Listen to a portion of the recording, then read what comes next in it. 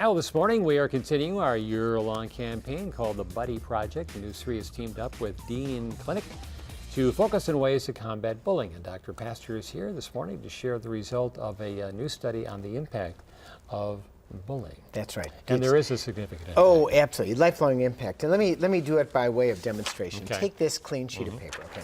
So take the paper, let's crumple it up together, okay? Nice. Going to crumple it totally up together. Okay.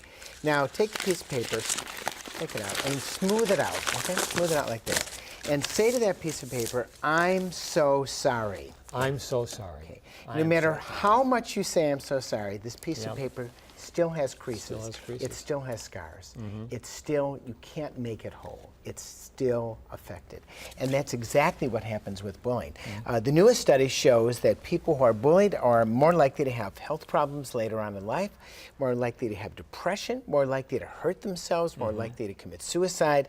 They have less lifetime earnings, more likely to be divorced.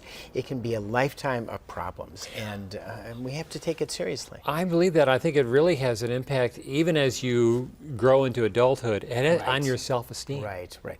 Absolutely on self-esteem. And what happens is then you get into situations because you don't have that self-esteem where you believe you can't do it, and as a result you don't do it.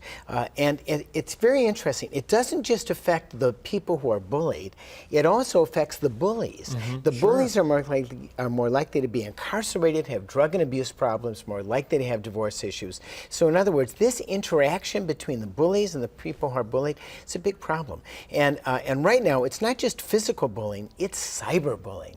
It's getting online and ruining a reputation on Facebook, texting and so on that can be absolutely awful. And middle school is the worst place of all where bullying happens. Is that just because they're going through a transition period in their life? They're their hormones are going crazy and they're growing through this period. Sure. And who sits around as an adult and goes, I want to go back to 7th grade? Yeah. Oh, I mean, no nobody way. does. 7th grade and 8th grade are very, very difficult times in 6th grade.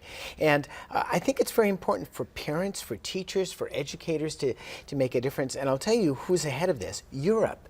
Europe has started an anti-bullying campaign 10 years ago. Spain, Portugal, France, England, they all started it, and they've had a marvelous success.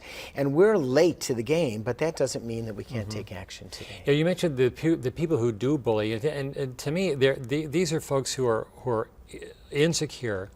Right. Certainly have some issues about jealousy or whatever. I mean, they're just as screwed up as. And the problem is, a lot of times people and children and adults stand back and they go, "Oh, it's not my problem." Yeah, well, it takes a village to get rid of a bully. Right. And if you stand up to bullies and you become a buddy and not a bully, it makes a difference. It also makes you feel good. Sure. You begin to take power away from that, and I think that's very important. Very important for teachers to understand that. Important for kids to understand that, and of course, important for parents to take it seriously. We're not talking about sanitizing childhood. No. We're talking about getting rid of bullies. Okay, Doctor, thank you. Remember the piece of paper analogy here.